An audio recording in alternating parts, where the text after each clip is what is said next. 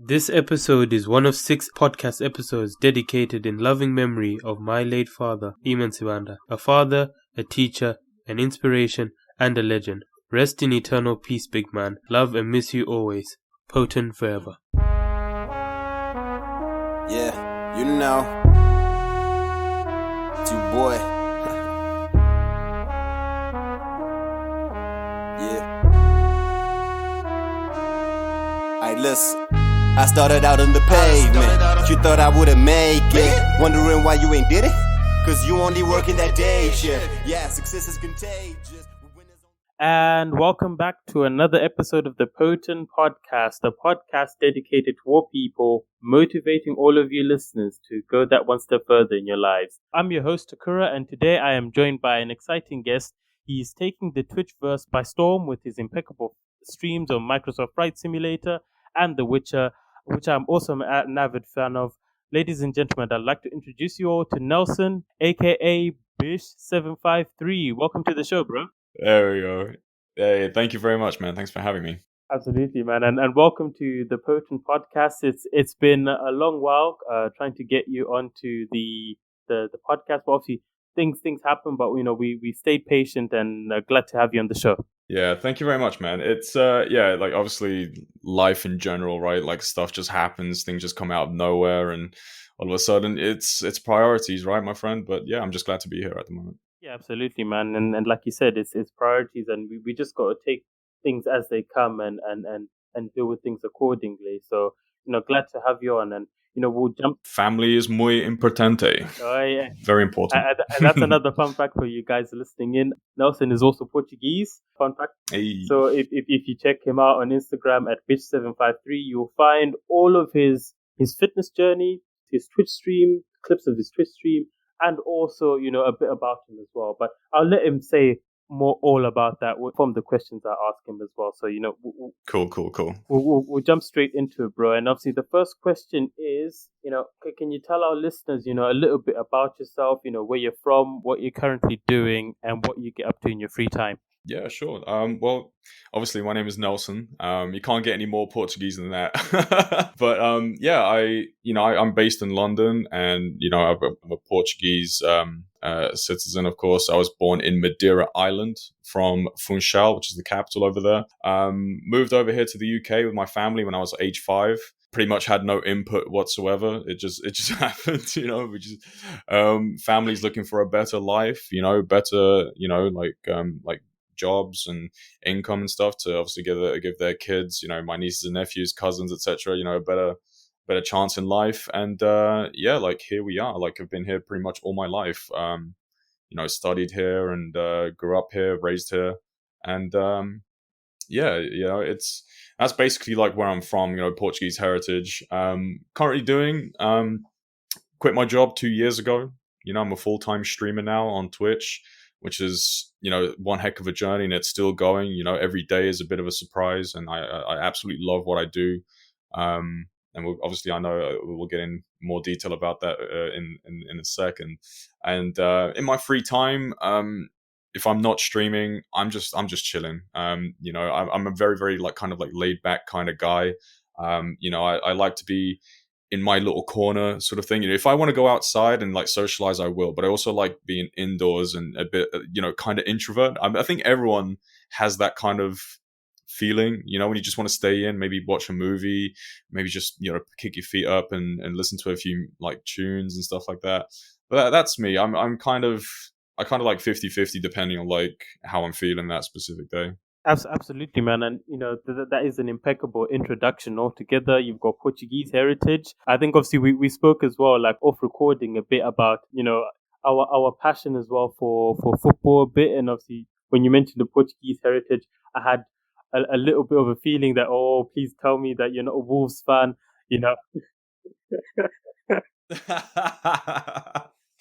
Oh my gosh, the Wolves team. Yeah, I love football.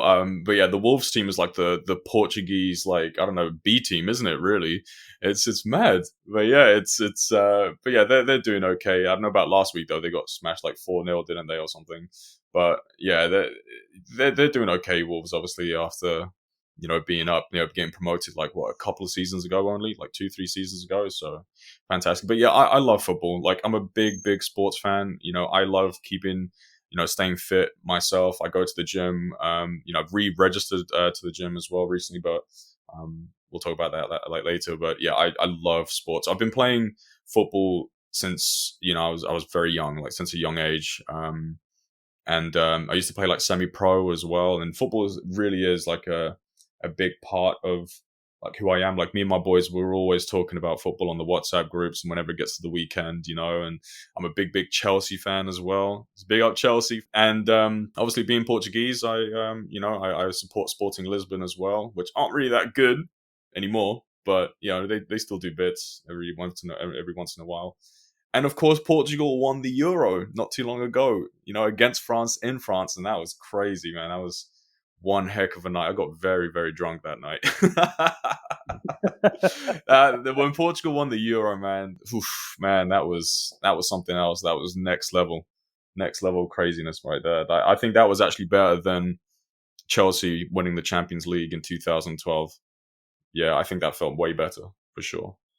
Yeah. Absolutely, bro. And I love how you've alluded to, obviously, football is one of your passions, and you've highlighted some of the memorable moments. Obviously, Portugal, your homeland, and like Cristiano. I know Cristiano's on the bench, like injured, and you're shouting like a coach, and I think he's obviously going to make a great coach one day. Yeah. He was like the second manager, pretty much. He was like the coach or something. He was there with like an ice pack around his knee, just like shouting like commands at the team, like behind the actual manager.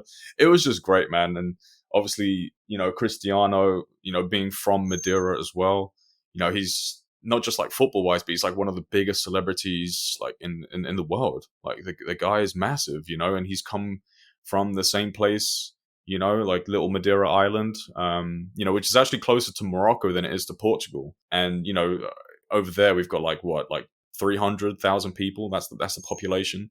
And that, one of those people is actually, one of the biggest celebrities in the world. But he's come through, he's gone through a lot as well in his life. I think every person from Madeira knows, like about Cristiano Ronaldo, of course. And, that guy used to live in a shack, dude, in an actual shack. His family, his dad obviously being an alcoholic. Whenever it used to rain, because Madeira, when you get the real bad rains around like December to February time, it was really bad. And, the roof would cave in at their place. My brother-in-law actually was pretty much a neighbor to them in Santo Antonio in Madeira, and he would tell us like loads of stories about the Ronaldos as well. And but yeah, just seeing him kind of like make it and seeing what he does for his family as well, it's a huge inspiration as well, for sure.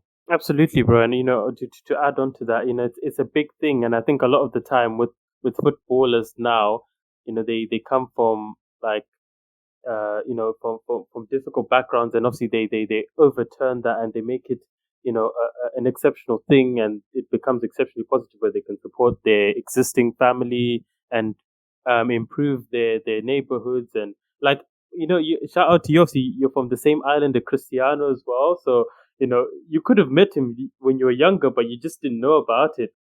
We did. I saw him. Yeah. So I didn't actually like speak to him or anything like that, but when I was like 18, it was like 12, 13 years ago. Actually, no, more than that. I was probably about 16 or so. And pretty much like me and my family, we would go to Madeira like every year, like either in Christmas period, around Christmas period, or the summer, to obviously, catch up with our family members who's still back there, of course. And the same brother-in-law, of course, whose family is like neighbors to, or were neighbors to the Ronaldos. We went over to his parents' place for dinner, and I decided to go with my sister, of course, who's obviously married to. And as we got to the place, I saw just like a bunch of kids like circling this like slightly taller like person, and this guy was doing like kick-ups in like kind of like the playground in this place, like Santo Antonio, Madeira, which is where he's like from. And I was just like, wow, like, yeah, look at this kid go. He's just look at this guy go. He's only like a couple of years older than me, but he was doing like kick-ups. He was doing these these things. All the kids were just like, screaming and just like, doing circles around him. And I asked my brother-in-law, like, who's that? And he goes, oh, that's Cristiano. That, he's from the family next door. He actually plays for Sporting Lisbon. And this was when Cristiano Ronaldo was in like the youth team for Sporting Lisbon. He was just like making it through, and he obviously came back to Madeira to catch up with his family and stuff. And that was just mad. And then we just went inside and had dinner. And then years and years and years later, here's Cristiano Ronaldo, just, one of the biggest celebrities in the world, man. It's just mad. I'd never forget that. He actually sent my brother-in-law like a signed Man United shirt when he was at Manchester United, because my nephew is a huge Man United fan, and it was signed and everything. He just like sent it over to him, just because obviously through connections with family. It was so cool. That's absolutely epic, man. That's absolutely epic. And, it's amazing how the way where you start from obviously isn't where you end up, but like the people, you lived next to him, and obviously you weren't really sure of what was happening at the time, but obviously you ended up learning that, oh, this is Cristiano, and then obviously you've seen his journey and his growth and stuff, and obviously that also applies to you as well, because you started in Portugal, you came to the UK, and obviously your growth has been gradually going up, and it's going to go up and up and up and up and up and up and up and up. And I'm also excited to see how much more you get out of being a streamer and all that. And obviously we'll talk about more as the podcast progresses. But it's a really exciting time obviously to know about that as your background, and also like how you've come from there. You've come to the UK, you've built yourself up, and you're actively doing what you love. So that actually leads into the next question, like perfectly as well. Like I know you mentioned football and you mentioned Twitch as well, but can you talk me through all of your passions and what makes them what you love most about them uniquely? Well, I've got quite a few things that I enjoy, as well as everyone else out there. I love gaming. I love I've been a gamer since I was a kid, basically. Like since I got my hands on my very first ever console, which was a Super Nintendo, a SNES. Do you remember that back in the day? Used to play like all the Super Mario games and stuff like that, like Mario Kart. And I'll never forget those days, man, but, I'm just I love everything about like just gaming. Even today, to this day, getting into like The Witcher 3, like just recently, is something that I'm starting to stream. It's just such an awesome game, and I just love that experience that certain games like put you through. But yeah, it's one of those. And I love music. I love obviously like sports. I love keeping myself healthy. Like going to the gym has been very, very kind of like zen for me. Because I was never really, I'd gone to like the gym before like a few times and had myself like semi in shape, but only recently have I like had the proper mindset and the proper like information and knowledge to do it properly. And, just this year, like obviously before the pandemic started kind of spiraling out of control, I was going to the gym like 6-8 months, 5 times a week, 4 or 5 times a week. And I was basically getting this best shape of my life. After lockdown, I've recently re-registered, so I'm getting back on that. But yeah, I've got, I like, there's so many things. Like for me, I just love just having a good time. I love like I don't mind being the clown in the group when it comes to me. I've got like a nice tight group of friends that obviously I grew up with here in the UK. Friends from like different kinds of like backgrounds and stuff. But obviously I know people that I've known, since I was like age 5, and we're 30 now, and we're still tight. We've been through a lot together, and I just love having a laugh with those guys. And we're watching each other kind of like grow. We're watching, one of my friends recently just announced that he's going to become a father as well. And that was just mad, dude, because this is like a tight group of friends that we've known each other like since like school days, and we're just watching each other grow, get married, get new partners, on the way to becoming a father and stuff like that. It's just mad, it's just one of those things for me. I just try and make the best of every situation I'm in. I hate thinking negatively. I always look at the bright side. I always try and think positive. And I try and put myself in, spots where I'm around like very positive people. If I'm around like negative people all the time, then it really starts to affect me, starts to kind of like put me down. And usually when there's no one around, it's just me and my music, and my music, is one of my passions for sure. I love music. It's such a huge part of who I am for sure. Absolutely, bro. And I think first thing I want to say is obviously congrats to your friend who's about to be a father. That's a big step. And I'll Shout out to Nick. Yeah, shout out to Nick. Yeah, Nick, if you're hearing this, Nelson loves you as well, man. That is, I think I really like that because you've highlighted how you've started with a group of friends, and obviously you've gone through from the young age of 5 all the way up until your current age now in your 30s, and obviously you guys are still very very young, and you're excited to see how people are progressing. Starting families, getting with partners, buying houses, becoming dads and stuff. I think for me, I have one friend of mine. His name is Tabo. Okay, shout out Tabo. I was friends with him since we were 7. I think 7, and I'm still friends with him today. We don't really talk that much because I recorded a podcast episode with him a couple of weeks earlier, and we actually realized to ourselves that like this is why we never talk every day, because you've got those kind of friends that you talk to for hours and you never get anything done, and he's atheist. Yeah. 100%. Yeah, 100%. This was basically me and my boys when we were in school, pretty much. Like we would just like have mad fun, talk about just different kinds of things, and we would get nothing done, and we'd always get in trouble. And like usually, like back when we were in school, like in the school days, if one of us got into trouble, we'd always drag the other one down with us. But even to this day, we still talk about those good times that we had in school, like memories. And it's stuff that we're going to keep with us forever, until the last day. And it's a beautiful thing when you share those kind of moments with like special people.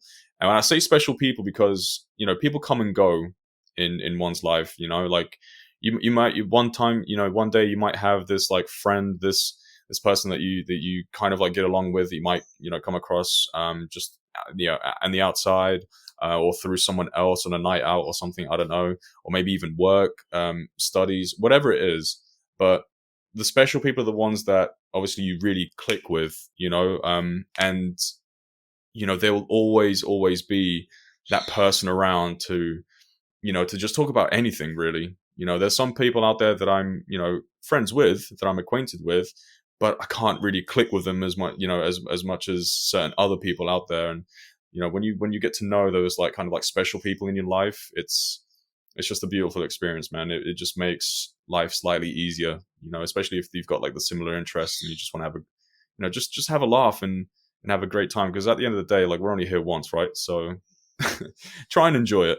Try and enjoy it, people. Jeez. Absolutely, bro. Absolutely. And like you touched on it, I think that's a standard thing that we did back at school, man. Like if one person got in trouble, everyone's got to get in trouble. Yeah. It's one of those. Like, I think a perfect story to fit that was in boarding school, because I went boarding school back in Zimbabwe. Whenever somebody got in trouble, like the prefects we had, they'd punish everyone. So it didn't matter, like there was, let's say, one person and they knew who was wrong.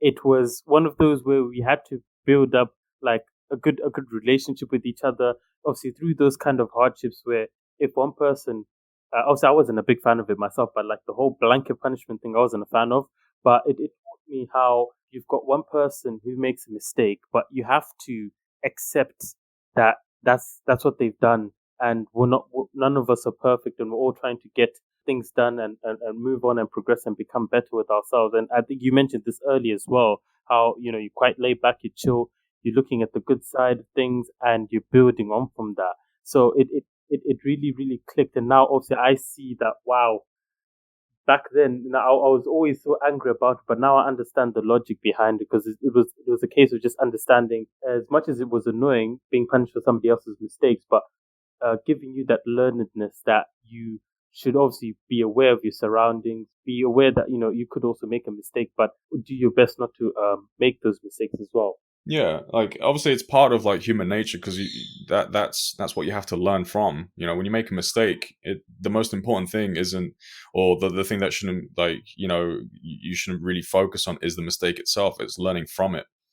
That's the thing. A lot of people out there, they fail to learn from their mistakes, so they keep making the same mistakes, and then they keep wondering why they're not progressing or why they're unhappy or this and that. It's learning from it, and the only way you can learn from it is from having that experience and building that wisdom, for sure. And when you told me that story from the school in Zimbabwe, I was thinking to myself just now, like, there's got to be some kind of like story or motive behind that, and I think you kind of explained it towards the end. So yeah, I mean, it's one of those. Yeah, you definitely don't want to get into trouble as well for someone else's mistake, but as you explain it towards the end, it kind of clicks. Yeah, I can see that. I can see that for sure. So on that, bro, I wanted to ask, because you mentioned this earlier about like positive experiences that you've gone through.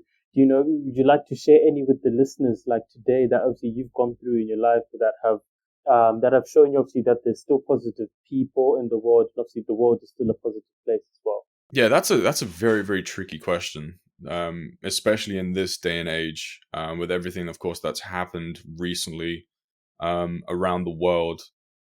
Over the last like few months, it's been quite hard to maintain positivity, or to even. I'm going to be real.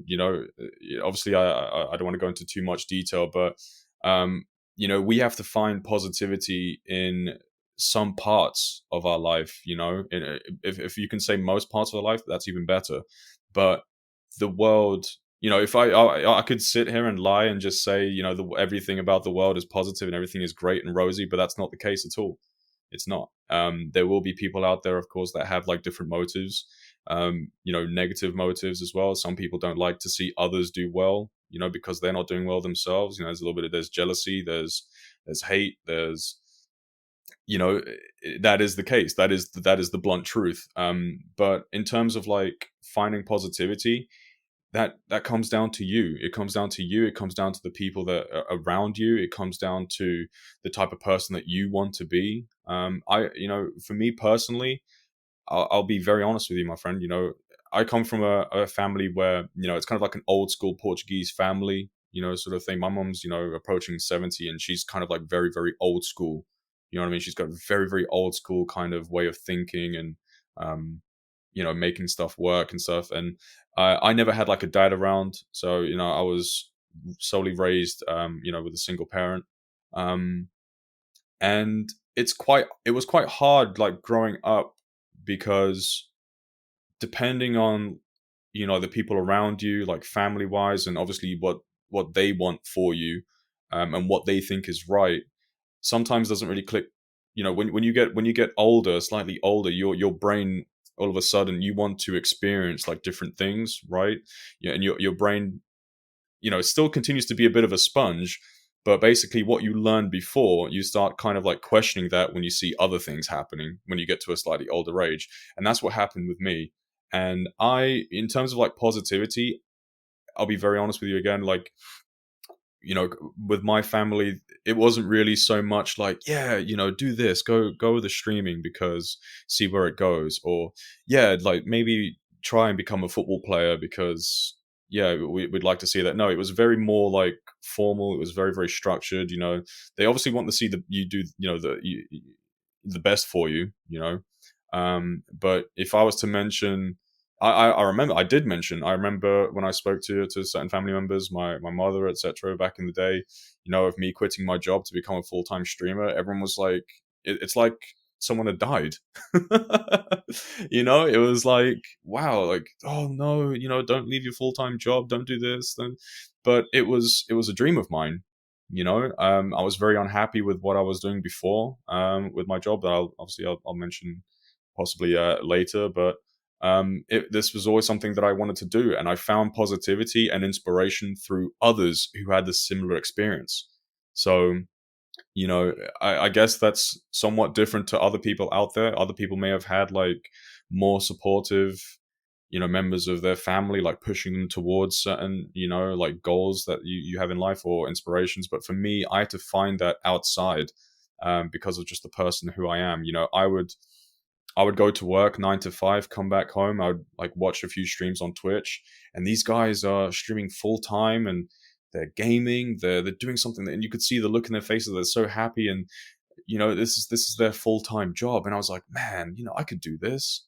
I can do this. I've got the personality for this. I think. I'd like to say that I like to socialize. I'm an introvert and extrovert, of course, but I just thought to myself, I always thought to myself, I can do this. I can definitely do it. And then that's why one day I decided to quit and start full-time streaming and just go from there.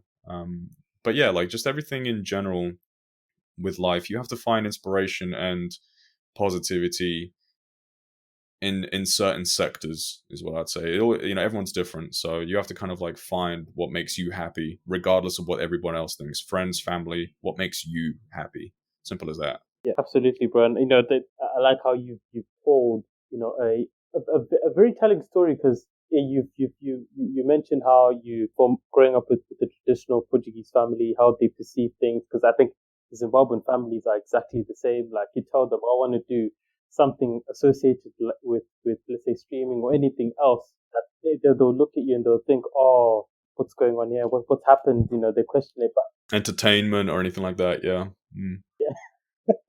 He's lost it. Yeah, he's gone crazy. Like they want you to have that. They want you to become a doctor. They want you to have like a nice, respectable job in the office.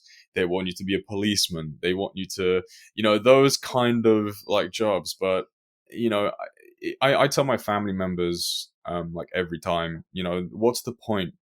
What's the point in me or anybody, doing that just for the sake of someone else's happiness?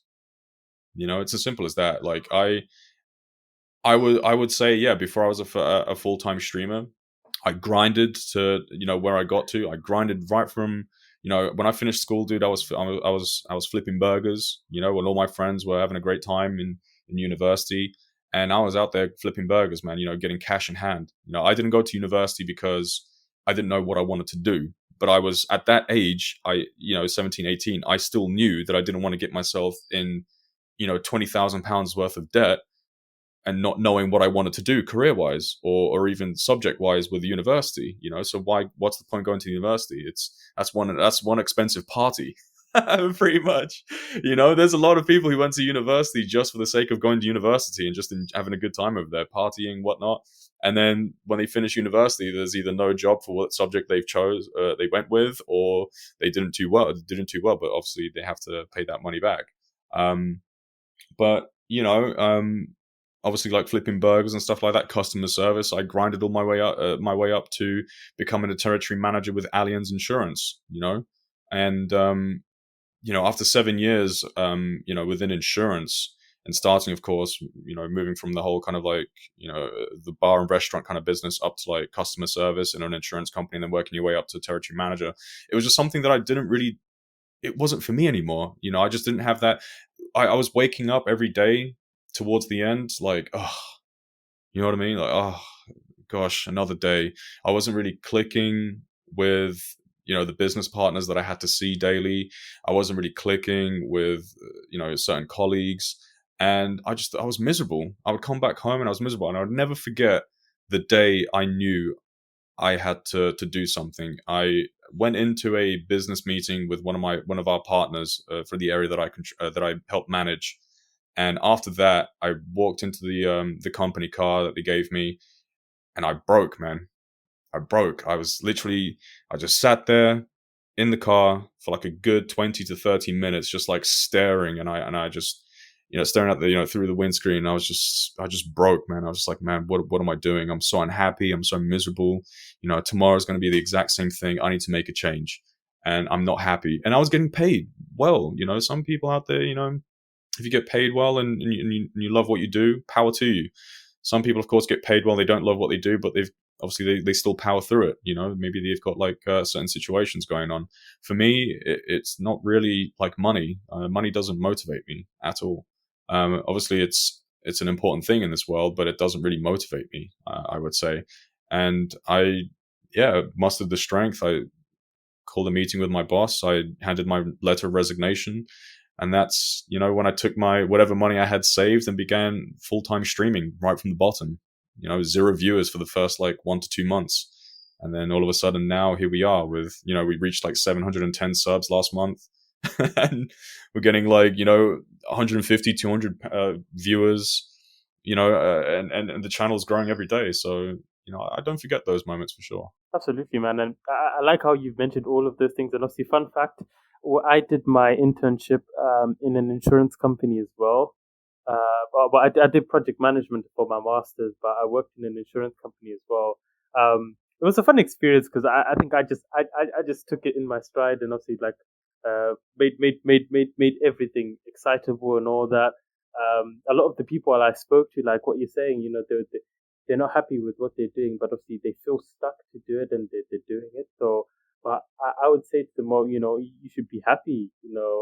Why aren't you doing something you're very happy and passionate about doing? So, you should be doing that. And obviously, you've alluded to how you've gone through, you've grinded, flipping burgers. I can tell you, I think sometime last year, no, or before, from September last year, I never used to go out.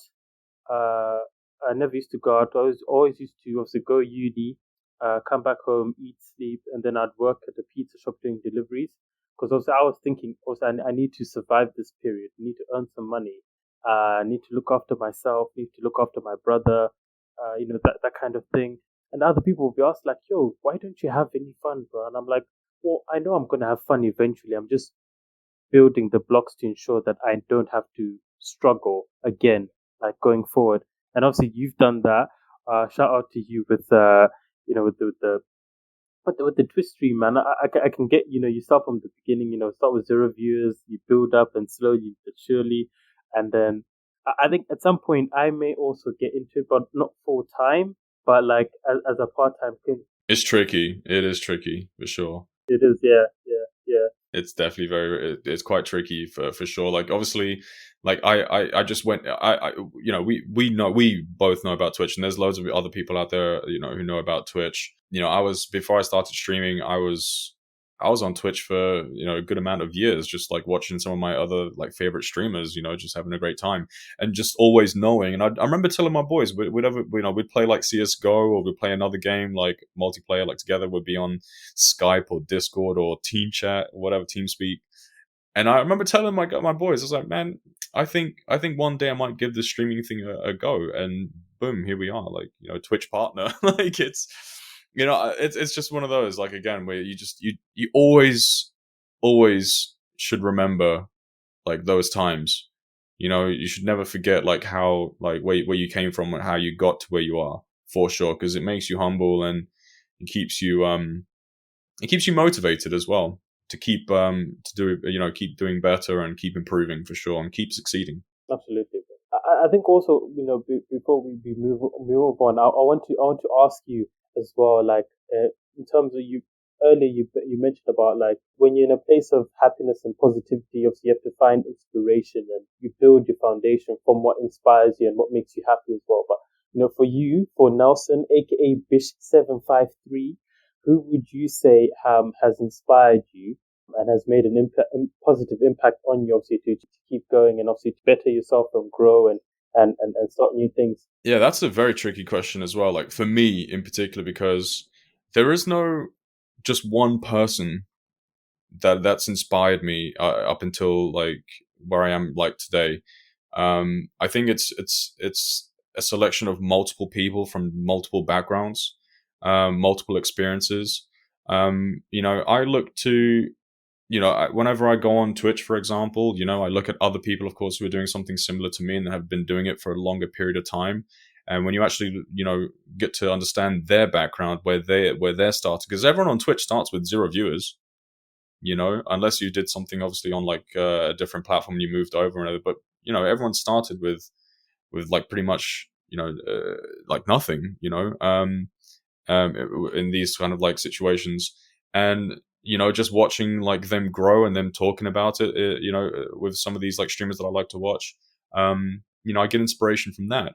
I get also inspiration from people within sports. We talked about Cristiano Ronaldo earlier, where He pretty much had like nothing, very, very poor family, but he just kept going, kept going, kept pushing, keeps looking to improve like every time he's out there on the pitch. And, my man's like 36 now, he's still one of the best players in the world, at age 36, football wise, that's it. That's game over pretty much for most players, isn't it?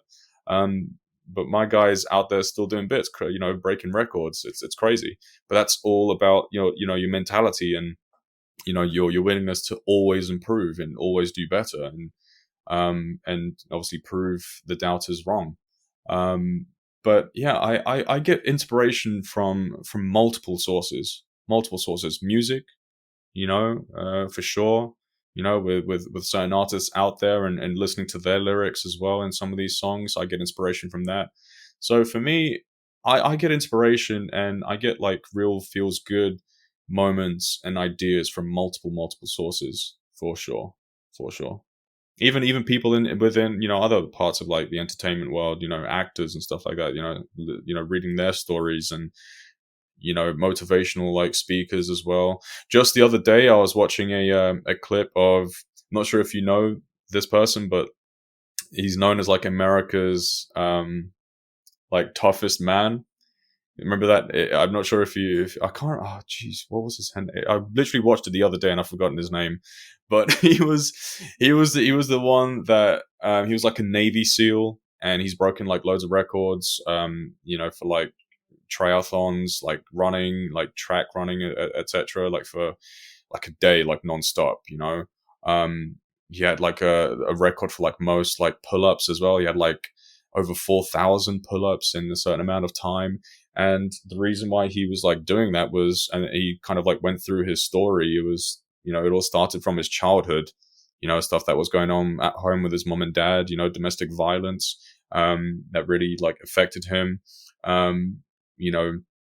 racism and other kind of like prejudices and hate out there. And it's, obviously then he heard about, becoming a Navy SEAL, and he went in with that kind of mentality to just, I'm going to try and be the best I can. And, here he is, man. It was just an incredible story. But that's where I find my inspiration from. It's other people who go through like certain things in their life, and they talk about it, and they push others to improve, for sure. That's how I get my inspiration. Absolutely, man. And I know who you're talking about. Obviously, I don't know his name, but I can't remember his name.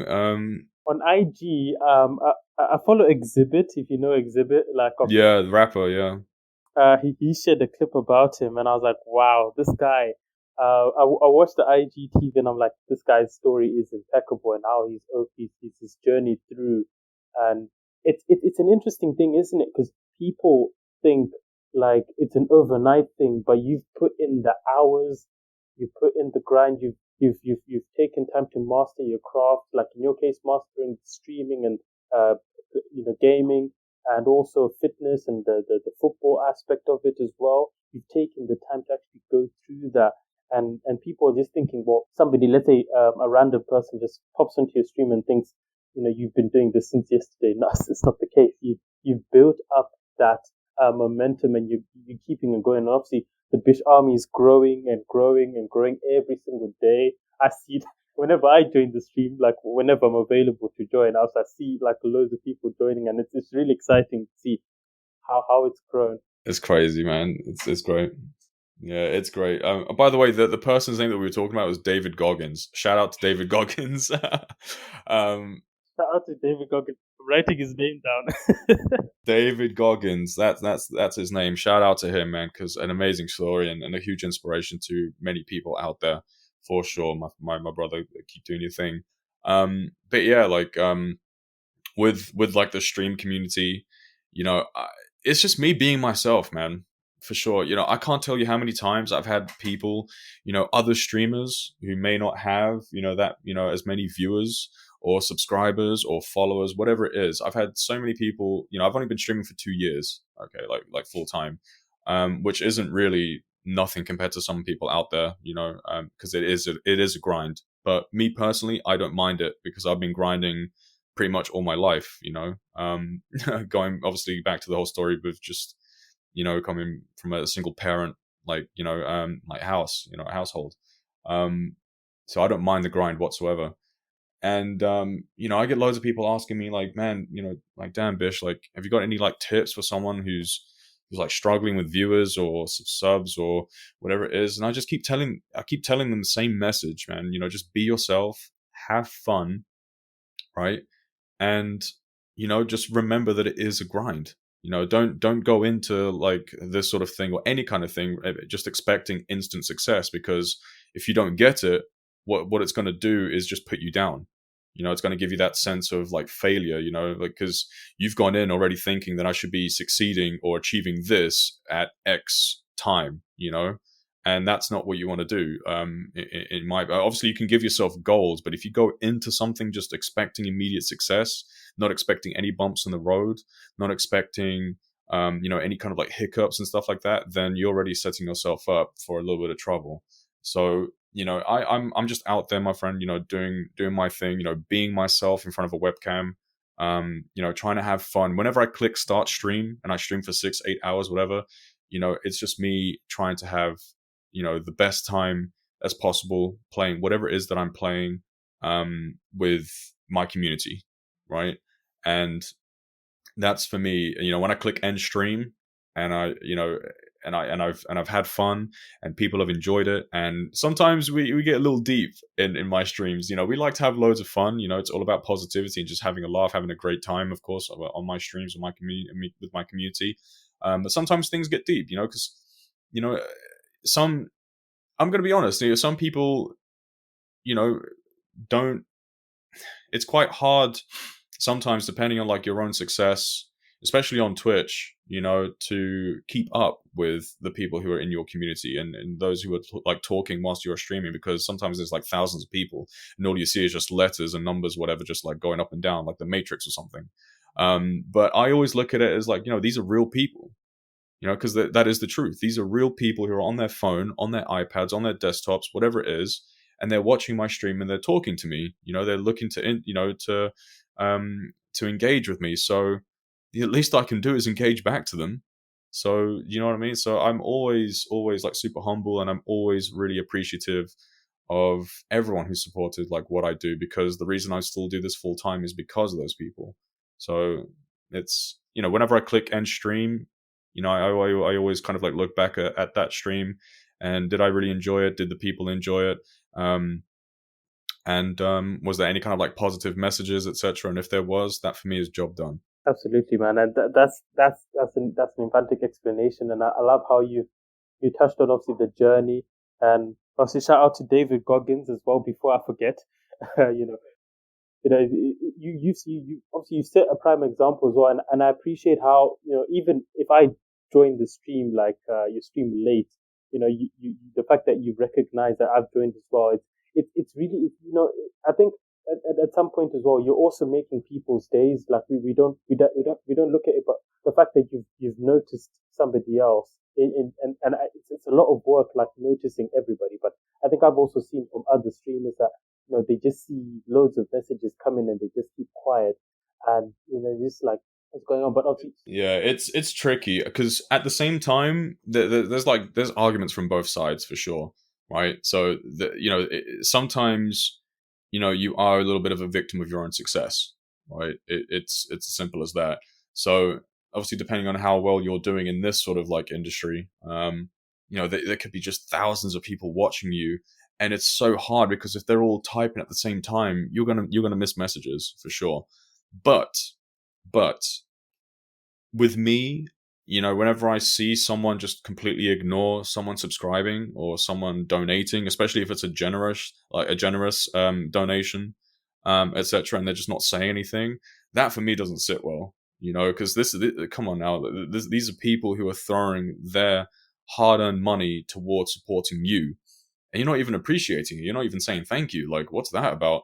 So I don't like that whatsoever. That's something that I know for a fact I will never change. Even if I had like thousands of people watching, and I have a few hundred people, a couple hundred people that watch me, now, and sometimes it can be quite difficult to keep up with the chat. And I always tell everybody, guys, if I do miss anything, of course, feel free to say again, but it's not me ignoring you. It's just, obviously, it's quite hard to miss it. To catch it, especially with obviously what I'm streaming. If I'm streaming something that's quite intense, then I'm going to obviously be a little bit focused on that for a period of time.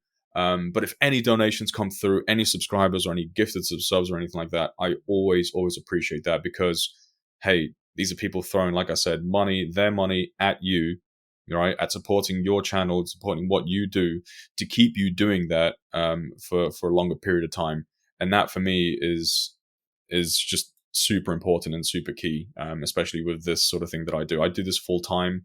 So the only way I pay my bills, the only way I pay my rent, put food on the table, is, through this. And I always appreciate and thank people for that, because that's crazy that I can actually say that I do this as a full-time job at the moment. Absolutely, bro. And that's very heartwarming to hear as well. And obviously, guys listening in, be sure to check out Bish on Twitch at Bish753. If I've said that correctly, is that the one? Is that? Yeah, Bish753. Yeah, 753 is like an area code, so it just kind of stuck. But my friends just call me Bish. It's not short for a swear word, by the way, just in case, because I've had loads of people out there like, oh, is that? Some people don't even want to say my name. They don't even want to say it. They go, oh, thank you, but oh, you know what I mean? Because they think it's like, it's used for like slang for a different word or anything, but Bish came from like my tight group of friends that I grew up with, right? So I'm the clown of the group. I'm like one of the clowns of the group. I'm always the one that's doing all this like stupid stuff whenever we go outside, and because like I said, I just want to have a good time. I just want to have a laugh with everyone. I want to get along with everyone. And I over the years I've done like some really like stupid like funny things, and like Bish is basically short for bishop, and bishop was short for Archbishop of Banterbury, right?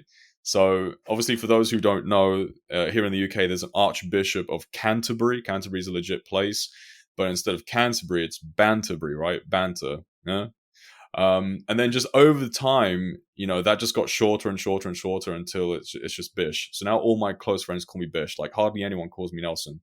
Whenever someone calls me Nelson, I'm like, damn, what did I do? Like, did I do something? Like, damn, like what? But yeah, Bish for me is just like totally normal, and I just couldn't think of anything better when I first created my Twitch channel, for sure. Yeah. So I want to ask you more about that. Obviously, delving a bit more deeper into your journey in Twitch and some of the challenges you faced in that, and also like in other areas like your footballing career, man. I'm pretty sure you were taking some Rabona. You were taking some Rabonas, back in the day. I can't do that now because I'm probably like just break my legs or something. But yeah, like obviously from a young age, I wanted to become a footballer and a pilot. It's either one of those. And like I said, I've been playing football since a young age, and then I started playing football semi-professionally, like here where I'm based, like close to where I'm based, and never really worked out. Some of the guys, some of the kids moved on to like bigger and better things, but they were just better. Some of those guys were really talented even from a really young age. Some went for like Fulham, some went to like other QPR. They went to like other teams, and some are still doing bits, some not. It just kind of all fizzled out. But yeah, like obviously coming from, like I mentioned before, the certain family that I have, becoming a footballer just wasn't really a thing. Like nobody really believed you. They didn't want to believe you. So I never really had that kind of backing, for those kind of like dreams when I was younger. It's only when I got a little bit older.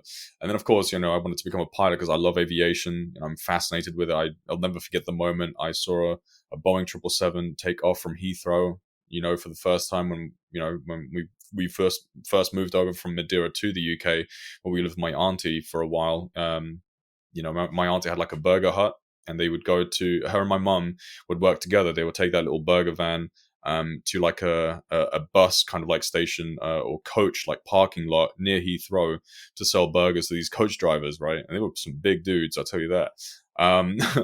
And then I would just kind of like sit there in my cheeseburger just watching these planes take off, and I would just remember like, wow, this is fantastic. Like this is crazy.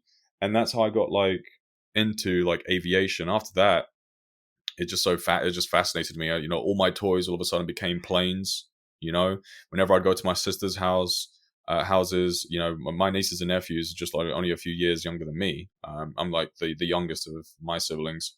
And I would kind of like make them sit down on the floor, and I would grab my plane model and say, "You guys are passengers, I'm the captain, so you have to sit down whilst I play, we fly from here, there." And I'd keep them there on the ground whilst I was just flying around, and then go, we've landed, and then they would get out and stuff like that. But that was my childhood right there. And, obviously growing up, wanting to become a pilot, it was just tough, because I became the man of the house as soon as I finished college, pretty much, obviously, single parent.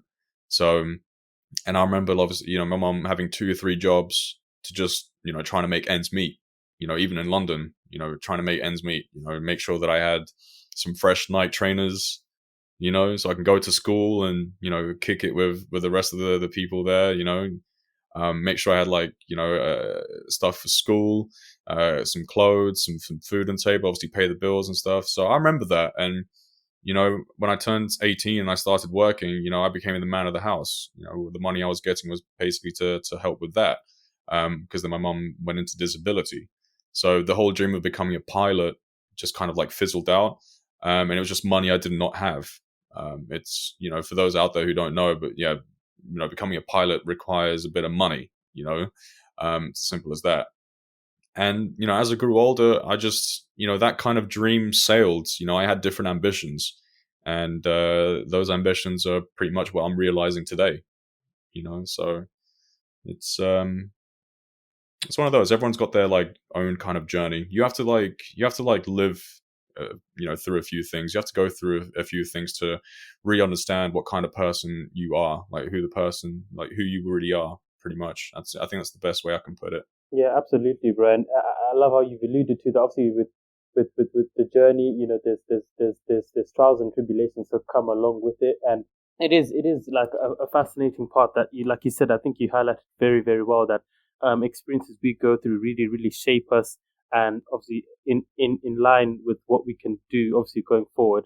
I still think, obviously, this is the P.O.T.N inside me speaking, but your ambition of becoming a pilot is still feasible. Not the commercial side, obviously, but if you build up from the ground up, I'm pretty sure if you get an LAPL or a PPL at some point, if you obviously no rush no rush anyways, but obviously taking your time with it, but doing that and obviously fulfilling that aspect of it, because I won't lie to you, I think a lot of the passions you have, I've got as well, maybe from the aviation side and from football as well. But when I grew up, especially in Zimbabwe, the idea of becoming a pilot, I had it since I was 9, and the country, obviously it wasn't in a great state, but obviously I kept with that, and I went to high school, and people, obviously I'm not going to swear, but people didn't believe in me being able to do that, but I didn't listen to them.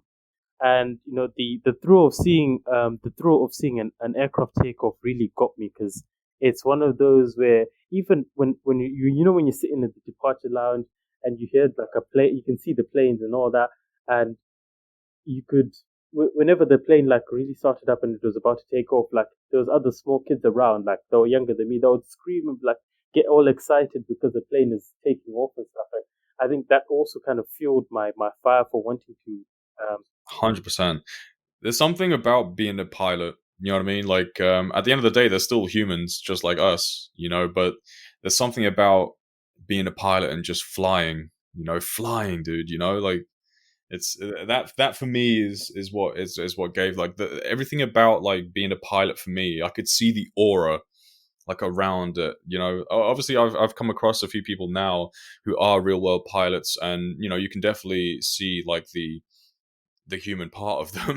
You know what I mean? Because sometimes in this world, people idolize, and I think idolize, I'll just leave it as idolize. They idolize certain positions, certain people within power, and they forget the fact that these are humans. They are what they are. They have achieved what they have achieved, but at the end of the day, they are humans. So I've come across people who are real world pilots who aren't really the best people. Like even in the world of Twitch, in the world of flight simulation, flight sim on Twitch, real world pilots who also stream that I've come across, and they're just not the best people. The way they socialize, the way they come across, very very kind of like they have that sense of like elitism. Some of these people, and then others are just like down to earth people like you and me. And that was another kind of like interesting situation, because I've come across in the world of flight sim on Twitch, where most of the viewers, most of the community, they idolize real world pilots. It's like that's the celebrity. That's like, you know what I mean? That's like, whoa, that's, they're up there, and basically what these people, everything that they do and say, like people just go with it. But at the end of the day, what people should remember is that they're still human, so they're still able to make mistakes. And that was just one thing that I've definitely kind of come across and learnt from, because I've had some quite interesting experiences with people who have hated on what I do and stuff like that, and these were professionals, and you just think to yourself like, damn, like you should be behaving a little bit, you should be setting a little bit more of an example here. But that's where I thought to myself, wait a minute, what am I talking about? This guy's just a human, just like me. So like I said, obviously in the start of the podcast, there will be people who are negative, people who don't want others to do well, because how is that person doing better than me when I have done this and I've achieved this and I know this and I know that. That's that kind of mindset will always get you into trouble with other people, regardless. It's as simple as that. But the kind of person I am, I realize that, and I distance myself from those people 100%. I don't want anything to do with those kind of people, those downers, because all they're going to do is drag me down with them. You feel me? So that's why I always kind of like try and send out message wise on my streams, not just like, the real world pilot side of things, but just in general, like be careful with like who you idolize and this and that, because at the end of the day, they're just human, just like you. Right. And sometimes people, they don't really practice like what they preach, and some of the message they put out there is not really accurate, but because of their kind of like status and position, obviously they get like a big following, and that's kind of like a little bit dangerous. Yeah, yeah. No, I agree with you, man. Like I think on the part, like when you said about you doing something, then obviously there's going to be a critique, and even whether you do something good or you do something bad, there's always going to be a critique, some sort of critique. So 100%, 100. One of the things that I would definitely, I'll say it on this podcast as well, because this is one of the things that I've learned within my streaming journey as well, and you can kind of take that on to just in life in general, and that is, you cannot satisfy everyone. You can't satisfy everyone. You just can't do it. And if you spend lots of time or your whole life trying to satisfy everyone, then the last person that you're going to realize that isn't satisfied is yourself, right? So you can't satisfy everyone. Everyone is different. Everyone is unique. Everyone has different interests, likes and dislikes. Everyone has different ways of doing things, different methods, different ways of thinking. All you can do is be yourself, right? Stay true to yourself. Do what makes you happy, and then as you're doing that, you will come across, right, in your life, whatever it is that you do, you will come across other people who are very similar, and those are the people that you're gonna click with, right? So rather than trying to make everyone happy, make yourself happy, and then other people around you, of course, that you may come across, they may have like similar experiences, similarities just in general with what you like, and yeah, you'll just crack on better with them. exactly, bro, exactly. And I think I get that sometimes in this podcast where I like the process in terms of how I select my guests as well. So there's some people I've approached that I think who may be a good fit for it, but eventually it's either they say they decline or they don't even respond altogether, which for me obviously it's not the best feeling, but at least it's feedback, and it's for me to know that maybe they wouldn't have been a good fit, and now I found somebody who is a good fit and who wants to be on it and who wants to add value. Like yourself, obviously, shout out to you again for jumping on with me. And it's really, really, it's really, really that, like, I've often said with in previous episodes of my podcast. Obviously, there are others that I'm going to upload as well. But I've said, progress with the people who are progressing and people who want to see you do great things as well. So it helps you and it keeps your momentum going. Because I've had times where like I felt like a bit of criticism come on, and I'm just like, I'm on the come up here. I've got this great podcast. I'm going to keep churning out episodes, even though editing it takes me forever to edit. I'm not going to lie to you. It's part of the job, my friend. It's part of the job. It It's is. simple as that. It's like streaming, like I know that I'm gonna come across trolls. I'm gonna come across people who want to like put me down and put my community down and stuff like that. But just if you know what to expect, then it's different. Knowing to when something, when to expect something and not expecting something, those are like two different things. Because when you're not really expecting something, when you're going into things, when it does happen, it's a bit of like, whoa, it's a bit of a slap in the face sort of thing. But if you go in knowing that you are going, to whatever it is that you're doing, that this is what I should be expecting, then when it does happen, it should be kind of like less stressful, if that makes any sense. Little tip for you there. You want to continue with your podcast, that you've got to do some editing. It's as simple as that, right? Yeah, exactly, man. I enjoy it because I won't lie to you. In the beginning, I was really, really bad.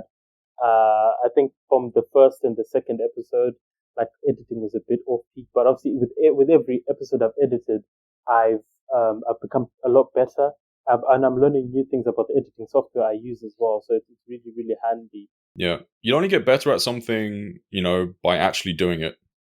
It's like it's trial and error. Like it's rinse repeat. The only way you're going to get better at something is if you keep doing it.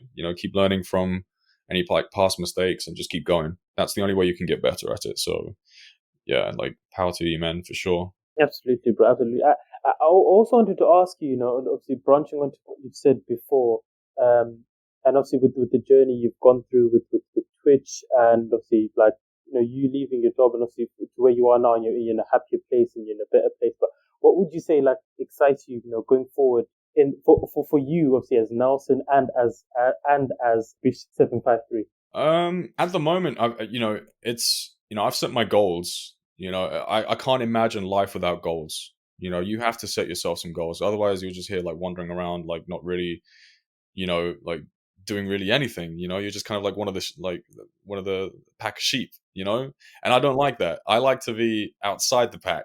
You know what I mean? I like to do my own kind of like thing. So I set my goals, and what really excites me, even with what's going on around the world at the moment with this like pandemic, and of course, shout out to everyone out there. Keep it safe. Stay safe out there, because it is a real tricky time that we're living in right now. So please, like, keep it together. The only way we can pull through this is through optimism and teamwork. All right, it's simple as that. If we don't work together on this, ladies and gentlemen, then it's going to get even more like difficult. So keep it together. But yeah, like I want to continue like grinding, of course, with my streams. Like I said, the channel's growing like every day. I'm adding a little bit of variety as well, so I can stay sane, because it's not just flight sim that I'm into. Of course, I love gaming, so I'm adding a little bit of few other extra game other games, like here and there, depending on the day of the week that I can stream, of course, to add a little bit of variety for the viewers. I'm you follow me on Instagram as well, so you've seen the little message that I put up. So I have made some changes to my social media, because I want to add a little bit more. I want to involve everyone who follows me in regards to my journey. I want to add a few more like fitness stuff in there. One of my goals, of course, is to get like really in shape. Like I said before, I love going to the gym. Like whenever I'm not streaming, I really look forward to going to the gym in the morning and just working my body, because the gym for me is really special. It's more special now than it ever was before. I've been to the gym many times, like since my teenage years, but only now am I really kind of like feeling that Zen feeling. That one, I'm basically, this is me kind of like pushing myself mentally and physically to the limit, sort of thing, right? And then coming home after after a while, and just looking at the results, and that for me is it's just an awesome feeling. Just kind of like getting yourself in like the best shape you can, eating healthier, which obviously then promotes just like a healthier life in general, right? Mindset and everything, spiritually as well. And with some of the stuff that I've gone through over the last couple of years, I'm recently single. Shout out, ladies. But I was in a relationship for 7 years, and unfortunately, kind of like broke down. It didn't really work out. But that's relationships for you, right? It's not, it happens. But I was in a really really kind of like low place, and what helped me with that was friends. Certain family members, of course, who may have gone like through similar things, just being there, because I felt that abyss, I felt it, where I wasn't really doing anything, all I was doing was the streaming. And if I wasn't streaming, I was thinking about other things, like negative things, and then, like one of my friends says, you gotta like find something else to do, put your mind off of things. And I was thinking to myself, man, like, maybe this would be like a good time to like sign up for the gym and get going with that. And that's it. That was it, man. I was waking up, eating my porridge, eating healthier, going to the gym for like an hour and a half, working on my body, coming home, playing music, dancing in my room, like just having, putting a smile on my face again, and then streaming. And in my streaming as well, with everything that was going on, of course, in the earlier part of the day, I was going to the stream much more positively. And people could see it, of course, and because obviously through the webcam, and go to bed and do the same thing again tomorrow. And that for me just really really helped. It really helped me out. Really really helped me out. But it's one of those, like you said, trials and tribulations. Everyone will go through them. It kind of depends on like what you do, what kind of people you have around you to like help you out, sort of thing. But at the same time, you're the one that needs to help yourself in most situations, right? You can have people like great friends, like maybe like family members around to help you, give you a little bit of advice. But at the end of the day, it comes down to you on what you want to do and how you want to do it. And you're the one that needs to be taking that first step, for sure. Absolutely, man. And it's a great thing, when you take that first step, because obviously that's when the ball gets rolling. And I like how you've brought in the element of fitness as well in there, because you've talked about how it's added even more positivity to you, because you've worked out, you feel excited, and you feel better, and you go into the stream, and we can see, I can see it, and all the other and the rest of the Bish Army. Shout out to the Bish Army, can see that as well. So it's really exciting, and I like that, because whenever I jump onto your stream, I think your stream uniquely, and obviously this is not me brown nosing you, but like you've got that energy, just like, yo, how you doing, man? Like, and there's a sense of humility, there's a sense of positivity and excitement that somebody else has joined and somebody's subscribed and all that, but you're keeping it, you're keeping your feet on the ground as well, which is really really good. I'm keeping it real, man. I'm keeping it real. I'm staying true to myself. I'm remembering like where I've come from, and like I said earlier, man, whenever I'm streaming, it's just, that's what you see is what you get with me, right? Like that, what you're seeing on stream, that's not me trying to be someone else. That's me. So if you were to meet me IRL, if in a convention or whatever it is, even like having a drink, that's me. You're going to see the same, the same Bish that you see on Twitch, on a Twitch stream. And that's definitely one of the things that I would say has possibly led towards my current success, because it's very important to know how to socialize and engage.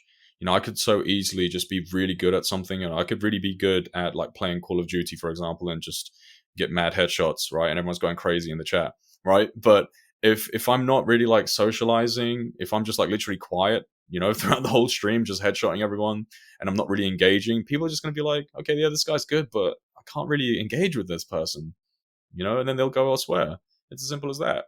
But yeah, like definitely like one of the, I think, like key factors of my streams, it really does come down to like the kind of person I am, and without kind of like big heading myself. It's not, it's just me being humble. It's just me being down to earth. It's just me trying to get along with everyone, have a good time, and just spread positivity. And I can't tell you how many times, my friend, where I've had like messages, like DMs, right, from people who watch my streams, emails, DMs on Instagram, private messages like elsewhere as well. People of all ages who have gone through like some real difficult times in their life, and they've come back to me to give me feedback in regards to how my stream has helped them.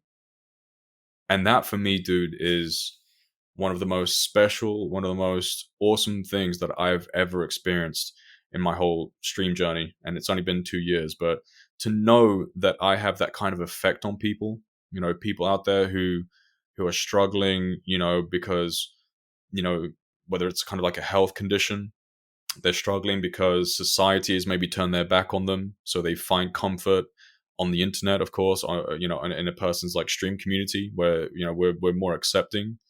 Someone who's pretty miserable with work, and I've told them, because I'm very transparent with on my streams as well. This is, like I said earlier, like sometimes it gets deep. And I've had situations where people are like, man, like listening to your story, Bish, listening to you talk about like just how you've gone like through certain things in life has helped me get the power to, like leave the job that doesn't do it for me. I'm so miserable, and I'm now going to start putting myself in first and do something that I want to, that I enjoy. Putting myself first is like so key, because if you're just doing stuff for other people, and you're just going to be miserable all the time. And it's one of those things I say on stream, if we're going to spend 2/3 of our life working, hey, at least try and do something that you enjoy, right? If you're going to spend 2/3 of your life on this earth working, right, try and do something that you enjoy. It's simple as that. Try just, so at the end of the day, like, whenever that phase is over, you're going to look back and be like, damn, dude, I spent 60 years, like, do you know what I mean?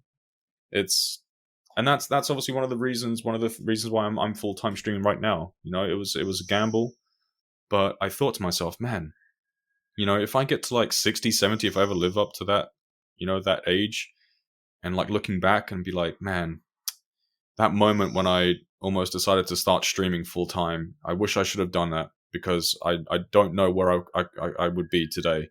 I don't know where that would have taken me. I don't know how successful I would have been, rather than actually doing it. And if you weren't successful, then hey, at least you gave it a shot, right? At least I could tell myself, okay, I gave it a go, didn't really work out, and I'm a bit of a realist, so let's move on to something else, right? Rather than having that kind of like mentality, not knowing what could have been. I don't want to have those kind of situations, for sure. So that's why I try and obviously tell people in my stream, and to get that kind of feedback from others is just awesome. Just great to know that that I have that kind of effect on people, and it's one of those that definitely opened my eyes to just kind of like, also you want to be careful with that. So, but yeah. Yeah. I guess and to add on to that, I think a lot of us possess with these kind of platforms, we have a lot of unrealized power that we have, and obviously influence with people as well. So as people are listening, as people are watching, as people are engaging, they're taking things from what we're saying and what we're doing in our, obviously my podcast, you're streaming as well, and they're taking that, and if it's an inspirational thing, they take it, and obviously they apply to something they're looking to engage in, and then it works. When it works, and obviously it will work, you just have to keep trying. But when it does, you get that feedback and say, yo, what you said to me in the stream, it really changed me and all that. I think a lot of the time, as well, we underestimate how much of an impact we're having on other people, by the words we say and how we behave as well. So, so kudos to you for that. You get real in your streams. I think at some point, sometimes my phone dies when I'm watching your stream. So I think I may miss those moments when I rejoin, and I'm like, oh, well, what am I missed? You know what I'm saying? So Yeah. I mean, we get deep like sometimes, you know, at the end of the day, like I said, I want to keep things like mellow. I want to keep things like positive. I want to keep things, you know, just having a great time and everyone have, you know, just have a laugh, you know, on stream, because that's what it's about. You know, if you could learn something with whatever it is that we're doing on stream, then that's good. But you know, like sometimes we get deep when certain, like, you know, depending on the certain moment, maybe it's something that I've experienced through that day, or maybe the day before, or it's someone that comes, you know, who's been watching my streams for a while, that comes and stops by, and they say they've had like a tricky situation, and then we just kind of like talk about it. You know, it's not me like promoting everyone, like everyone leave your job now, you know, everyone leave your jobs now and do something else, do something like, no, because at the end of the day, we all have different situations. You know, like some people have like families to feed, other people actually like their job, etc. Other people may not like their job, but they get paid well, and it's well enough where they don't really mind it. You know, others are just miserable, and you know, the money isn't really a motivation. And you know, it's just like certain things. We just talk about everything. You know, but obviously we don't try and talk about like really controversial things. That's one thing you don't want to do on your streams, because it's just not that kind of platform. Obviously, you know, that's when it leads to, you know, different kinds of opinions, and because it's the internet, you know, you have to be wary of that. You know, at the end of the day, people will know that it's the internet, and they can just try and say and do what they want because it's the internet. You know, like you could say something on the internet to someone else that you wouldn't really say face to face, and that's the thing. So like minimizing the controversial topics is definitely one of the things that I try and do on my streams for sure. It's just not the platform. Absolutely, bro. Yeah, exactly. And like you said, obviously, it's a space where people can open up, and obviously, it's a space as well where people encourage and build upon, and obviously support each other as well as enjoy seeing you fly from Manchester or London Heathrow to wherever, or you know, and it's a great space for obviously to learn from other people, because obviously people, I think as well, like you've also learned that you've learned other ways of doing things in stream that you've learned from people in the chat. So it's a good thing you've got that element of engaging with everyone who watches who engages with the stream. So that's really, really good. I did want to ask as well. I think obviously you've already alluded to your personal qualities, and you know it's great. Obviously you're fun, outgoing. You're very sociable, and also sometimes you like to respect other people's space and all that. So that's a really good thing. But what would you say? Is there anything new you're looking to learn yourself, obviously going forward on top of what you're doing right now? I mean, it's always good to just keep learning from everything, really, in general, right? Like within life, you want to keep like learning. There is a few things that I want to work on for sure. I mean, I want to learn to be a better cook. I want to be able to do some like Photoshop editing, so I don't have to keep paying people to do it for me. You know, I want to be able to like, you know, obviously, you know, do something that you're quite familiar with, like editing and stuff like that, video editing, you know, but there's like specific time and moments for that, depending on the situation that you're in. So at the moment, I only stream on Twitch, but if I was doing stuff on YouTube as well and this and that, then I really needed to either get, you know, either help externally or, you know, learn how to do it myself. But obviously that takes time. And at the moment, for me, I'm kind of busy enough at this stage. But it's never to say that I'm not going to learn something like that in the future, you know? So, I mean, yeah, at the moment, I would say, you know, those are the few things that I would love to like get better at or learn like moving forward, given the kind of thing that I do, obviously with online streaming. But I think number one right now is probably to be a better cook for sure. I need to do a little bit better with that. Baking though, I'm pretty good, by the way. I can bake. Definitely know how to bake. I've been reading like a few like books and a few like watching a few videos on like, YouTube, and on my spare time I've baked a few cakes, and blueberry yogurt cake is the one for me. I just always seem to get it right, and it's like just so moist and just a great cake like overall for me. And yeah, it sounds just little things like that I take the time out to do whenever I'm not going to the gym or streaming, you know. And it definitely like helps out moving forward in the future. If you meet someone and they like cake, you go, hey, I can bake. Boom, click. You never know, man. Exactly, and I like how you've obviously you've identified areas that you're looking to improve, and you're progressively working towards that. And obviously on the editing piece and all that, bro, like it's one of those where I learned from YouTube videos, so you can take your time with it, and you can really step by step. Obviously, there's no rush. I remember having a conversation with my dad actually, and I was telling him about my podcast, and he says, okay, he's asking about the schedule and all that stuff, and I said to him, I just like taking my time with it, because sometimes I could release one episode like every 2 weeks. Sometimes it's two. Sometimes I could do a Frank Ocean and not release for 2-3 months, and then come back later and release a couple of episodes. But I'm happy with it because I'm comfortable, and I don't feel pressurized to do it.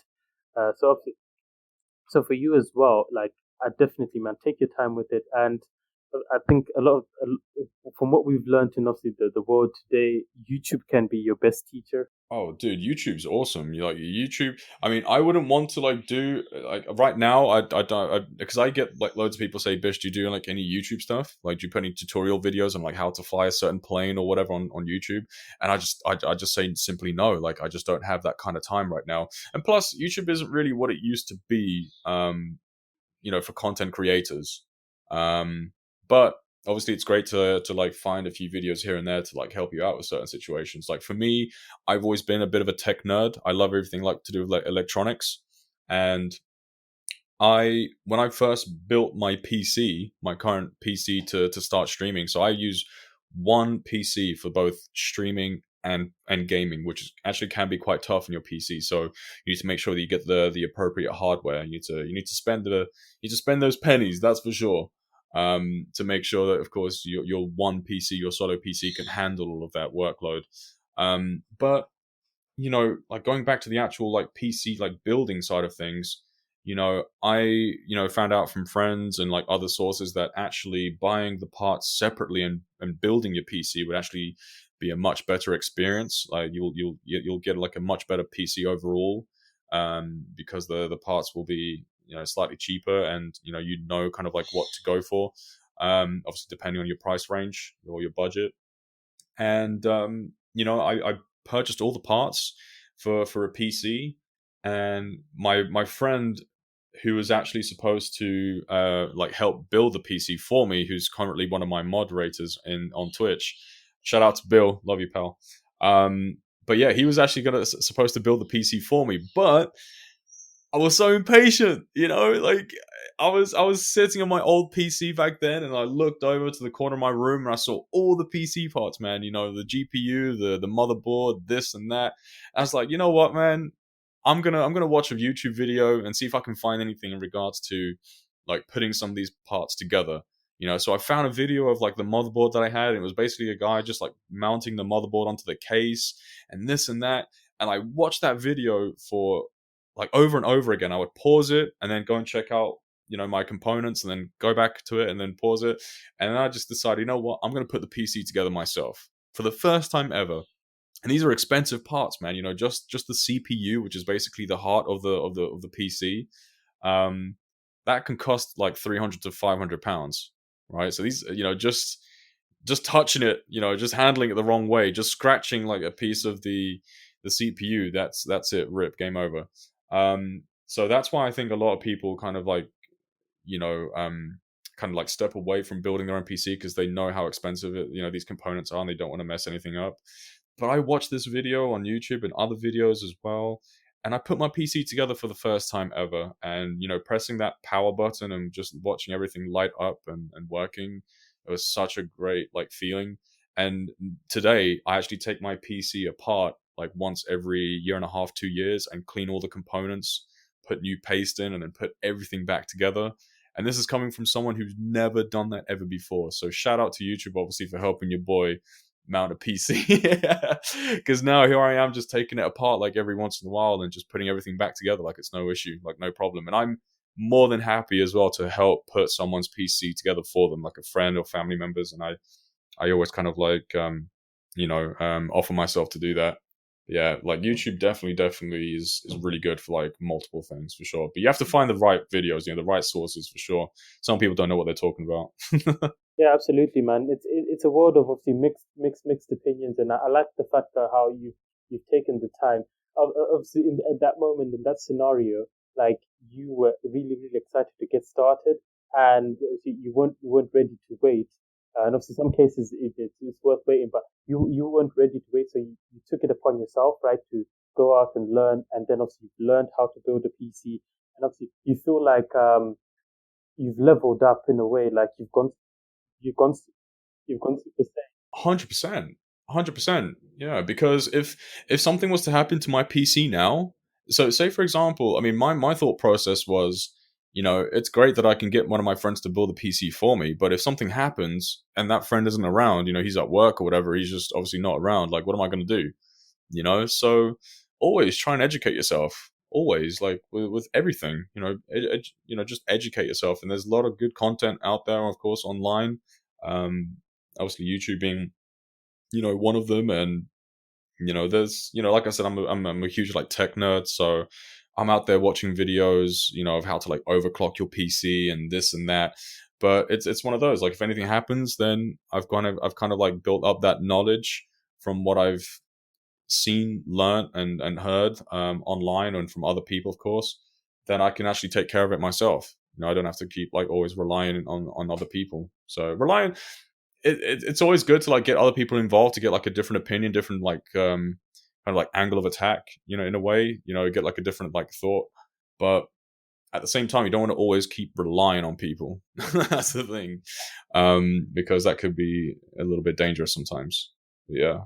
Absolutely, bro. And I love your aviation reference there, angle of attack. I picked it up, so I noticed that you put that pun in there, and I caught it. Yeah, that's a good one. I was hoping you get that one. Of course, man. I think as well, like to add on to what you said, I know the journey of obviously constructing a PC from scratch. Funny story. Back in high school, obviously I went to boarding school in Mashingo at Cal College. Shout out to all the Killians out there. But like my teacher at the time, but I won't say his name. I don't know if I can. Well, I'll say his name. Probably best not to say names. Oh yeah. So like he taught me and my other two friends who were also studying the computer science at A level how to like build basically construct PCs from scratch. So it was one of our tasks to actually rebuild PCs that had like broken down, like for teachers and all that stuff. And that's when I learned how to build a PC. It's been like 7-8 years since I last did it, but I can relate to you in terms of like how you need to be careful with these things, putting the components in the right place, and also like the handling of it. So I can relate to that.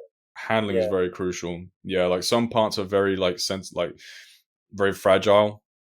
Like you want to be very careful with like how you handle like a CPU, because like one scratch to like the bottom part of it, where the actual the gold plate sort of thing of the CPU. If you scratch that, that could be it. That's game over. Like rest in peace, 300 to 500 pounds, depending on what CPU you went with.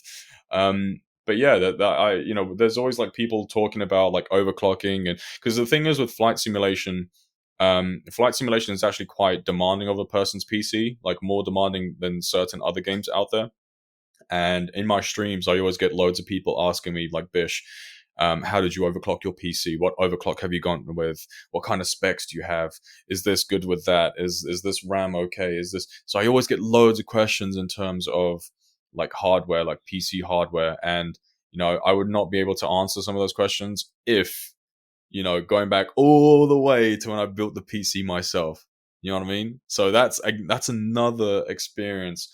Because again, if I had someone else do it for me, then I'd just be like, nope, sorry, can't help you there, fellas. Like I had someone build a PC for me and I know nothing about PCs. But actually taking that time to educate yourself and just get stuck in and learn and read online about these certain components and this and that, overclocking, listening to people who know what they're talking about, and then passing on that message to someone else who may have not known those sort of things is it's quite an awesome part of the stream as well. Actually help. I've had loads of people give me great feedback in terms of, because one of the things I do on my streams is also help people with their kind of like setup so they can get the best experience when it comes to like flight simulation as well. In terms of like graphic settings and just overclocking and other kind of settings. And, that's just me, taking on board, what's really worked with, for me, and just passing that on to someone else so also they can also have a great experience with it. And I get so much great feedback from that. So yeah, it's one of those like feels good moments for sure. Absolutely, man, and it's a sense of accomplishment as well, because you take the time to learn and you've grown as a person as well, because now you're in a position to help others, and you're openly willing to do that, which is what it's what sets you apart, and it's what's pushing things forward and getting more people to join the Bish Army, because of you're being yourself most importantly, and you're helping others and you're providing great entertainment, which is really, really fabulous. I've always been like that, man. I've always not shied away to help others, to try and help others if it's something that I'm comfortable with. Obviously, if someone asks for help with something that's completely outside of my comfort zone, then I'm going to be like, yeah, I'll help you, because you'd rather like have them, try and find someone else who's probably a little bit better. But I'll always give it a shot, obviously. But yeah, I've always been like that. I've always tried to do my best to help others, because I think gaining the respect of your peers, depending on like the situation, like how you handle like certain situations, I think is so key for me. And that goes back all the way, back when, I started full-time employment after finishing school. Every kind of job I've gone into, I've always, given it my best. I've always tried my best to help others, to improve others as well. If it's something that I'm good at and there's something else that, is the same thing that someone else is maybe struggling with, I've always tried to help them. I used to get into trouble when I was working in insurance. Before I became a territory manager, I used to work in the claims department. And before claims, I was working on the phones, with customer service. And I used to get in trouble when I used to work in the claims department, because I'd be there on my desk and I'd have like a stack of claims paperwork to obviously to go through for that day. But I'd get other people from other departments coming down to my floor asking for help. Nelson, I've got this angry customer on the phone, and I've got this upset customer on the phone, and this is happening, that is happening. I need someone. I need to like help. Get this claim closed, get this stuff assessed like ASAP, so we can tell this customer if we're paying this claim, or if we're rejecting the claim, so they know it's been going on for a while. And I would always take that extra workload, always, and I would gain the respect of loads of people, from previous workplaces by doing that. Of course, management didn't really like that, because my own work would be kind of like set behind. But that's the kind of person I am. I'd always help like others, and put myself slightly back, but then I'd always try and do my best to get back on target. And I always remember going, having like one-to-ones with like a team leader or manager or whatever it is, and it'd always say like, you help other people too much. They would always say that. And I'm pretty sure as well, like certain people, of course, managers, team leaders, whatever, supervisors, they would actually get slightly upset, because when these people used to come down to our floor to get help, they would come to me and not to the guy in charge, to the person in charge. You know what I mean? So that was a bit of a tricky situation. But again, like I said, that was just me being me and just doing my best to help others out. And even to this day, where I'm now full-time streaming for 2 years, I still, keep in contact with certain people from previous workplaces, because they never forget like what I've done, for them, to help them out in those tricky situations, and, maintain a good level of, like friendship, like a good relationship with those people for sure. Absolutely, bro. And obviously, you've obviously set a great example, and it's helped you, and obviously you've taken that momentum. Obviously, you've transferred it into your streaming, and you've built up solid relationships with those people. And obviously, like whenever you get in contact with them, it's not like you feel it's like catching up with an old friend that you haven't seen in like 5 to 10 years, like you're that happy to see each other, and that's what you've done for them, and that's really really special, bro. And obviously, kudos to you to do that. So obviously, like in closing, I'd like to ask, because we've now reached the end. Uh, what inspiring words would you like to tell everyone who's listened to your episode today, who's looking to improve themselves and get better at what they're doing? You just have to keep going. You just have to keep doing what you do. You will get like we mentioned in previously in the podcast, you will come across downers in your life, because that's just how the world is. All right, there's positive people, there's negative people, there's good people, there's bad people. You have to kind of like figure out what kind of person you are, all right, and make the most of it. All right, it's as simple as that. But if you're like struggling with anything, if there's something that you want to do but you're not really sure if you can achieve it, etc., etc., if there's people putting you down and stopping you from realizing your dreams, then that's where you need to kind of like take a step back and sometimes even phase some of those people out. I've done that. I've known certain people for years and years and years, and over time they progressively got worse and worse and worse as a person, to the point where I've had to cut them out. Because I don't want those people kind of like around me, and that's what people have to do. If you keep negative people around you for too long, then they're only going to drag you down to their level. If there's people out there that they don't actually achieve anything, they're just like following the pack, and they're mad that they're following the pack. Like, have you ever come across like people in a workplace where they've been there for like 20, 30 years and they haven't really progressed, and they're just so salty about it, and they're just so mad about it, but they haven't done anything. They haven't done anything to actually progress. And what they do is they'll whinge, they'll moan about it, like to other people.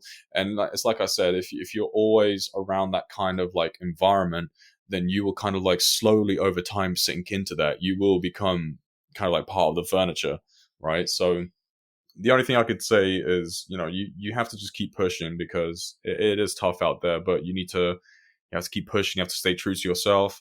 You have to find inspiration, of course, from certain, things that you enjoy, certain things that make you happy in life. I did that. If I can do it, there's other people out there that, of course, that could do it.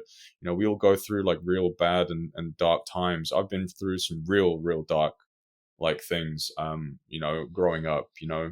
I've had, I've had situations where, like that was really, really tough. Like, I don't know. I don't want to talk about it here, like maybe so much, but yeah, like just like stuff that can really kind of like scar you. Like from people trying to like hurt you and stuff like that. But you have to like remember those like moments. You have to just keep pushing forward, man. Just keep pushing forward. It's as simple as that. Stick around like positive people. Find the real ones. All right, within your life. Friends, family, the real ones. Okay, I'll say that again. I'll say that one more time. The real ones. All right, people who want to see you progress. People that want to see you do well. People that want to help you. People that love you. That you have to know who those people are and keep them close by. But at the same time, do the same for them. All right, don't just take. Whenever you can, try and step up as well and help others as well in need. All right, because that will also give you like a great sense of kind of like accomplishment within. Knowing that you've done also something for someone else. You've extended a helping hand, but you didn't have your other hand like waiting in return for a reward or whatever. I'm a firm believer of karma. I'm a firm believer of patience. If you live like a decent life and you're good to people, then it will pay off eventually. So you just got to keep pushing. You got to keep doing your thing. Stay positive. Keep positive people around you, and just keep going. Simple as that. Absolutely, man. Absolutely. Some powerful words there from Nelson. Thank you again for sharing all of that. And like, I think the song that comes to mind when you mentioned all of those things is "Moving" by Bugsy Malone. So that's that song. I didn't know you had that one in your locker, man. But yeah, okay, cool. Gotta surprise you here and there, bro. Gotta surprise you there. Nice. But yeah, like music for anyone, again, like for anyone out there struggling, even if one of your struggles is people, take a little bit of a step back and just obviously do something that makes you happy. Like for me, music is a huge thing, dude. Like sometimes I come, I'm home and I have a situation. I'm in situations where I don't really feel like talking too much to other people because I might be a little bit down or tired. And music comes in and it just like gives you that sudden energy. That music is so powerful, man. I think people really underestimate how powerful music is. It really is powerful. Like music can help you remember some low points in your life, some high points in your life. You can feel the lyrics from like certain like artists as well, which can obviously be relatable to your life as well. And then like just some tunes are just so uplifting that you just can't help but tap your toes, snap your fingers, and just have a good time, man. Just have a little boogie in your room, and then all of a sudden you've got all that energy, and you just want to do everything. Exactly, man. Exactly, and obviously, like I couldn't have said it any better. With the impact music can have for us, and how it can basically shift your attitude for the day as well. Just that one song, that one motivational song. So it's quite interesting. I do want to ask you before I do the closing, but you speak Portuguese. Do you listen to any Portuguese music? Yeah. Yeah. I mean, I listen to music from, of all genres, to be honest with you. It's like I said, man, if it, if it's good to the ear, right? If it makes my toes tap, if it makes my fingers snap, if it makes me want, two step in my room or anything like that, then it's a good song. And I can go from like 80s Madonna to Black Sabbath. I can go to like maybe some like Portuguese music, some old school Portuguese music. I even, have a little Pavarotti in there sometimes. Who knows? All right. Nessun Dorma, Pavarotti, that's strong, dude, very strong. And then, obviously I can keep going on, to some other kind of like mainstream stuff. My biggest passion, like my favorite genre, I would say, is like house music, dance music. I've grown up with that. Coming from, my the family background and Madeira, it's a bit of a party island. There's a lot of like outdoor raves and stuff like that. Loads of like DJs go there and play and stuff like that. And I've always kind of like loved that scene, love clubbing, and I'm a huge fan of like tech house, techno, minimal, just dance music in general. But like I said, I can listen to anything though. Like I said, 80s Madonna to like rock to that to everything. But even Portuguese music, yeah, it can be quite cringy sometimes, but you can find a gem here and there. You know what I mean? You can find a gem like with every kind of genre for sure. Just the other day, you'll never believe this. Just the other day, I was just chilling, listening to music from the Andes. Right? You know what I'm talking about? Those guys with the freaking the pipes. Yeah, They yeah. got the pipes and they got the drums and stuff like that. That dude, that was soothing. I loved that. I was just chilling. I just had that playing in my room, and I was just laying down in my bed, just on my phone, maybe like going through social media, and just had that in the background. I was so like just mellowed out. But yeah, shout out to the Andes people. Like, it's really good. I love that. Exactly, exactly. I think for me, like I have a thing with Brazilian funk. Even though I don't understand it as much, but it's just catchy. Like the likes of Anita, Nego do Borel. They've got some music, so it's really exciting to hear. Brazil, like obviously Brazilian, in Brazil they speak Portuguese, but it's Brazilian Portuguese, right? Because it's quite different to Portuguese. Like some words and the way they say it is a little bit different. But obviously still Portuguese nonetheless. So I listen to a lot of like Brazilian like artists as well. One of my favorites is Luis Caldas. You should check him out, my friend, for sure. Luis Caldas, with a Z, Luis with a Z, Caldas. And yeah, he's got some good like songs out there. There's some songs obviously when he's actually singing, and there's some tunes where it's just him on the guitar, and we're talking like Eric Clapton stuff, just going nuts. But really good. Like that, he's got that funk, and I love that old school kind of like Brazilian kind of music as well. Some really good tunes there, man, for sure. I can understand. I know. I have friends where I sometimes play that kind of music when we're like having like a little house party or something, I'll drop it and you know, maybe it's the alcohol, I don't know, but everyone seems to like it still, you know. So it probably is the alcohol, but I don't know. For those who are real like music lovers, you know, you don't listen to a song and be like, man, I don't know what this person's saying. You know, you listen to the song, you listen to the beat, you listen to the rhythm, you listen to the melody, and if it reaches out and kind of grabs you, you know, within, then you know it's a good song. You know, you don't need the lyrics. Absolutely, bro. You dance forever and you're in the zone, and that's the most important thing, man. And thank you for sharing that. I will have a look at the artists you've shared with me today as well. So it's really been a smashing episode today. So yeah, you're gonna say something? Yeah, I was gonna say like Luis Caldas, and the song is called Fricot, which is Fricote. And I think you like that. Let me know what you think of that tune, and everybody else. Yeah, I'll let you know, definitely. But yeah, thanks for giving me the opportunity to be here, man. You know, it's amazing. So yeah, thank you very much. I really enjoyed this chat. Yeah, so sure. I was just gonna do the outro now, and then we'll get to and also like be sure to obviously promote your Twitch, Insta, whatever else you have as well. So. Yeah, sure. Yeah, thank you. But yeah, like you guys can find me on Twitch, of course, Bish753. Make sure you check that out. Hit that on the search bar on the top if you guys are familiar with Twitch. Bish753. Mostly do flight sim stuff, of course. You know, I'm really into like aviation, but we also have like 1 or 2 days where we add a little bit of variety. You know, we play a little something else. So if you want to come over and have just check us out and just have a good time with the rest of the crew, you know, just have a laugh, just go through some positive vibes, then definitely feel free to check it out. But I'm also Bish753 TV on Insta. We'll also be doing, I always upload like a clip pretty much every day of a stream there to kind of like build a following, and also keep everyone up to date with, just the journey of life, man. I'm putting some silly videos up there of me just, I don't know, singing in my room or whatnot, just two-stepping, maybe baking or making some food.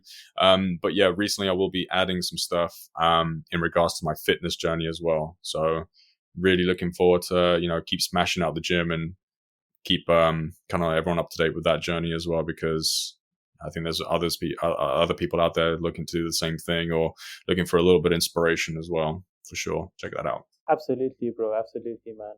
Well, that's all for today's episode of the P.O.T.N podcast. Thank you all for listening in and reaching the end of the show. I'd like to thank again my guest, Nelson, aka Bish753, for joining me. Thanks again, bro. No worries, man. Thank you. Make sure you subscribe to the podcast on Apple, Spotify, Google Podcasts, and YouTube. Please leave a like, a review, and a comment. It will help my podcast become easier to find for current and future listeners. Thank you all for listening again. Till next time, be well and take care. You know what happens now? Chief. Yeah. Yeah. Legacy. Oi. Don't you know that we're gonna win? Young princes, we will be kings. Oi. Sit down and play your part, leaving losses a head start. On your mark, get set, then go. When you go, it's all quiet. Oi, when I go, it's a riot. Oi, when you speak, it's all silent. Oi, when I speak, you start crying. Oi, head start when I ain't even trying. Listen now. Learn to build on the pound, watch the sound, pound for pound. Chief is going for the crown, lost and found, rolling loud. Perform / smoking trees, hold please. Watch the time, be late and see. Connection, onto me, stop messing. Resting, walk on the beat, pedestrian. Teaching the game, no lesson. Preaching the game, no reverend. Flexing, stressing. A serial killer breakfast. I'm leaving you like Brexit. Watch how the story goes. On the throne like the Holy Ghost. Rebound like it's off the post. Daily, cause you're blind with ghosts. Bro said to me, alcohols. I said, bring the alcohol. Cool Kevin like it's home alone. Shout oi, cause I'm cool with phones. Don't you know that we're gonna win? Young princes will be kings. Music by The Chief.